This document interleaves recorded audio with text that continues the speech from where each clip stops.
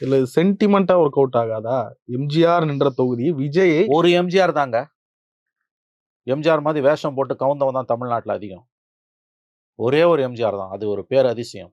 1000 விமர்சனம் இருந்தாலும் அது ஒரு பேரதிசயம். எம்ஜிஆர் வாஸ் அ ஃபினாமினா ஆங்கிலத்தில் சொல்லலாம். எம்ஜிஆர் என்பது ஒரு பேரதிசயம். செத்த பிறகு கூட அந்த பேரதிசயத்துக்கு முன்னால திமுக அஞ்சிதான் கிடக்கிறது, மறந்துடாதீங்க. அந்த எம்ஜிஆர்ன்ற அந்த பேரதிசயத்துக்கு பின்னால் இறந்து 38 வருஷம் ஆனாலும் அவருடைய அரசியல் எதிரிகள் எம்ஜிஆரை பார்த்து உண்மையிலேயே அஞ்சுகிறார்கள். செத்துப்போன மனுஷன் இன்னமும் தங்களுடைய வெற்றி வாய்ப்பை கெடுத்து விடுவாரோ என்று.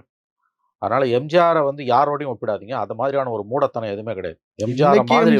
எம்ஜிஆர் மாதிரி வேஷம் போட்டுட்டு ஒண்ணுமே இல்லாம கரைஞ்சு போனவனுங்க எத்தனை பேர்?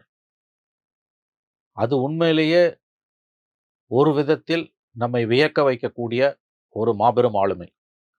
அவர் இருக்கும்போது அவர் விமர்சித்தவர்கள் கூட அவர் இறந்த பிறகு அவரை ஃபினாமினா ஆங்கிலத்தில் சொல்லுவாங்க, பேரதிசயம் என்று தான் விழித்தார்கள். இன்றைக்கு அவர் இறந்து 38 ஆண்டுகள் உருண்டோடிய பிறகும் நாம் பின்னோக்கி பார்க்கும் பொழுது அந்த மனிதனோட ஆளுமை என்பது இன்னமும் அசாத்தியமானது ஒன்றாகத்தான் இருக்கிறது. 1000 விமர்சனங்கள் எம்ஜிஆர் மீது இருந்தாலும் அது ஒரு மாபெரும் ஆளுமை, பேரதிசயம், மனித வாழ்க்கையின் மாபெரும் பேரதிசயம், தமிழ்நாட்டின் பேரதிசயம் எம்ஜிஆர். அவரோட யாராவது தன்னை ஒப்பிட்டுக்கிட்டாங்கன்னா அதோட முட்டாள்தனம் எதுவுமே கிடையாது. அப்படிதான் ஒப்பிட்டுக்கிட்டு இந்த 38 வருஷத்துல காணாம கரைஞ்சு போனவனுங்க, அசிங்கப்பட்டவனுங்க நிறைய பேர்.